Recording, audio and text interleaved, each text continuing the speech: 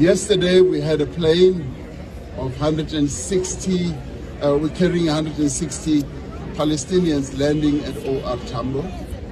And these are people from Gaza who somehow mysteriously were put on a plane that passed by Nairobi and came here. And I got to hear about it from my Minister of Home Affairs, wanting to know what do we do now. And I said, we cannot turn them back. Even though they do not have the necessary documents and papers, these are people from a strife-torn, a war-torn country. And out of compassion, out of empathy, we must receive them and be able to deal with the situation that they are facing. And it does seem like they were being, flushed out. We will get the details later, but from a humanitarian point of view, we could not return them from whence they have come, and we had to accept them, and they are now here, and we are going to be processing everything about them and then deciding precisely what needs to be done. Welcome back to the YouTube channel Malawian Cameras. Basi tifuna tilongosolelane za ndege yodabwitsa imene ndithu yabwera ku South Africa. Tinakulonjezani kuti tikupatsani ma details onse za ndege imene ichuka ku Palestine, ku Israel actually, komanso kupita ku South Africa. So kafukufuku pacha zimadabwitsa kuti amene zikutheka bwanji zatani pene papa ma Palestina kumene kundithu afika ku bwanji nanga like chuchitika njani nanga what's the reason behind it, kuti chifukwa chake ndi chotani. Ndi pano kafukufuku yese ndithu tampeza ndithu tikupatsireni posachedwapa Malawian Cameras. Choyambirira nchonena kuti tiyambire pa ndege imene ndithu imene ili chartered airplane, ndege imene ili hayala, imene ndithu kungopangidwa hayala akulu ndege ndi imeneyi basi, osati je imene nthawi zonse anthu amakakwera kuponesa passport kuti kupita kwakuti ndikupanga kudula tikiti imene apangira mucha. Iyi inali ya hayala, ndithu ya hayala, Global Aviation. So ndege imeneyi nanga anthuwa anapeza bwanji. Anyway, pali social media.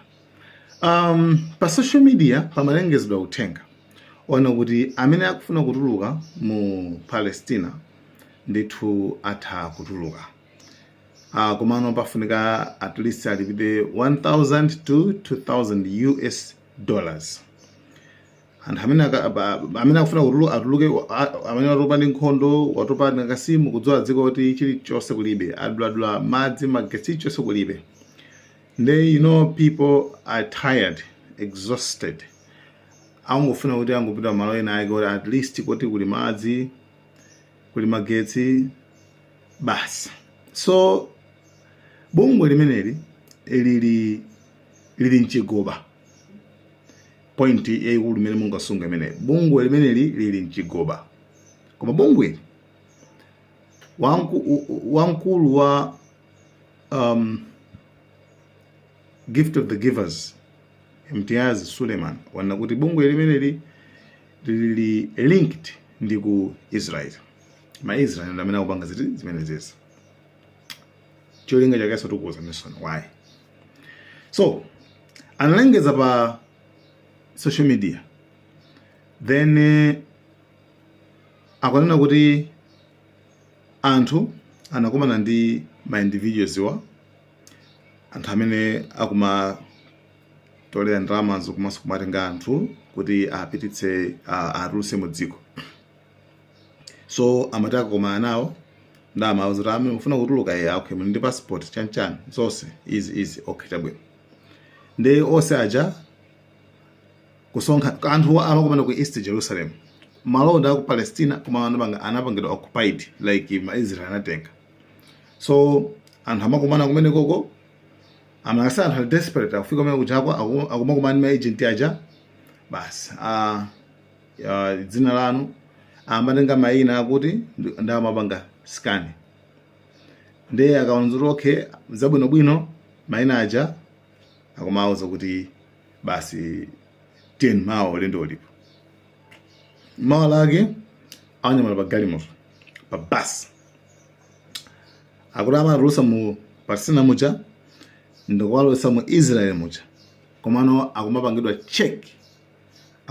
checked ndi asilikali aku Israel pasi muja monse wapanga cheki basi kenako ndikulowa mu Israel muja akalowa mu Israel muja nkukafika nipano ku airport yake mchidwe Ramon Airport ku Israel ko.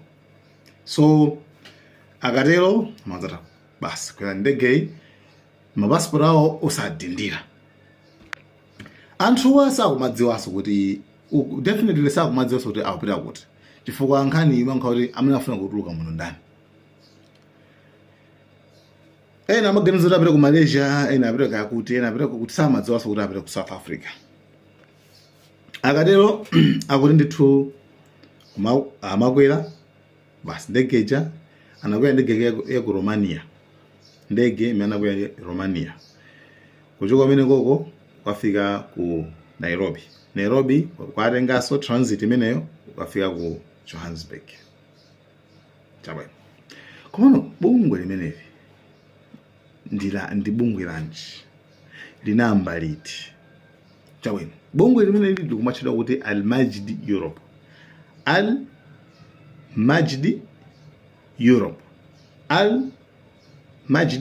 Europe musunge uzina limenelo kamene ndi kabungwe kamene pa internet ipo mawebsite yake sakumapitisa kwena kulikonse, mawebsite yake akumabounce. Kabungwe kameneka ma email zake akumabounce, akumabwerera. Website yawo manambala onse sakugwira. Pa website pawo akunena kuti bungweli linamba 2010 koma chilungamo chenicheni bungweli lamba mu February chaka chomwe chino. Okay, ndiyeno why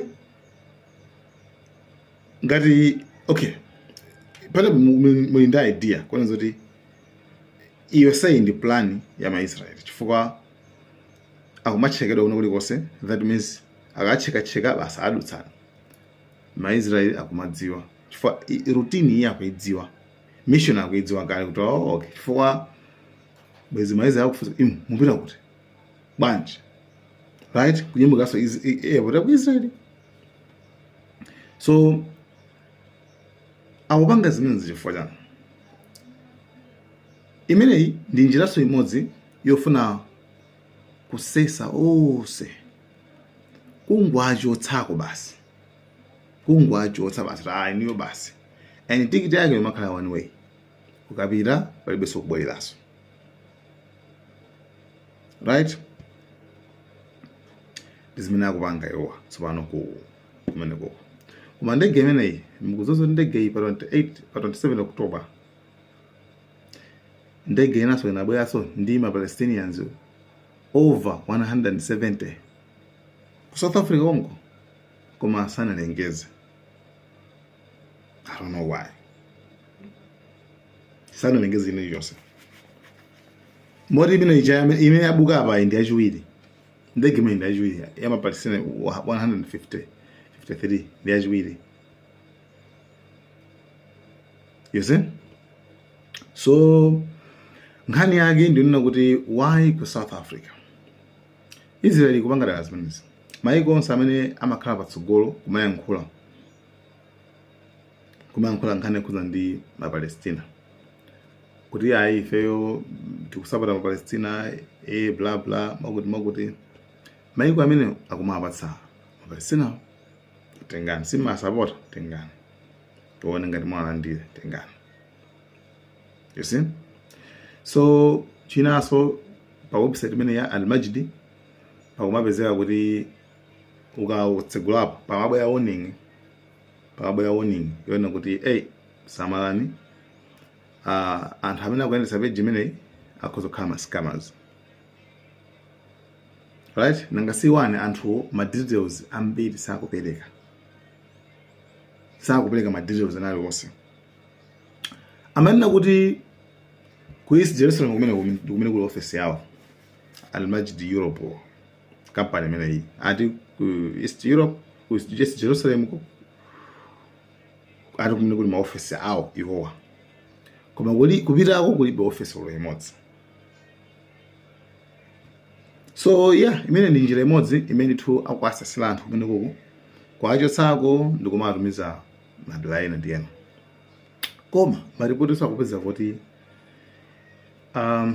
siku South Africa wakho kuna kupitisidwa anthuwa akupita even ku UAE kumayiko ine osiyanasiyana akumango nyamula ndege ngati mwa system mwemwe ndomwango apititsa madangala amenewo. So izo ndi zimene iwo akuchita. So nkhani yonse yokhuzana ndi kumene kuku ku Palestina kuti ndege yatani, nkhani zondodo conclusion yake awawa amene akupanga zimene zizi ndi ma Israeli basi. Palibe so connection iliyonse kuti South Africa ikuchana ku Iran santo iyi akupanga izi ndi ma Israeli ndithu kwarenga anthu kwapititsa ku South Africa. By the way, ku South Africa kuti sopano kuli issue sopano ino kuti since gift of the givers bungo limene amabele mmalidziwa liyabwera kuthandiza anthu ena ma South Africans ena nakhangati anamba kulukira gift of the givers mwakuti yo anda amene akupanga kuti so zapeza zoti si wanje si gift of the givers. Gift of the givers inangothandizira zakudya zina ndi zina anthu zarabwera koma sikuti iwowa ali connected ndi trip ya anthu amenewa. So guys, thank you so much. Magani cameras sewale at 10 o'clock tuli ndi zoyankhula za ajakwera yes ajakwera 10 o'clock ndiye mukhala mwepo tikupaseni iwo akufuna ayankhule situzizwa afuna ayankhule kuti chani. Guys, thank you so much. Magani cameras.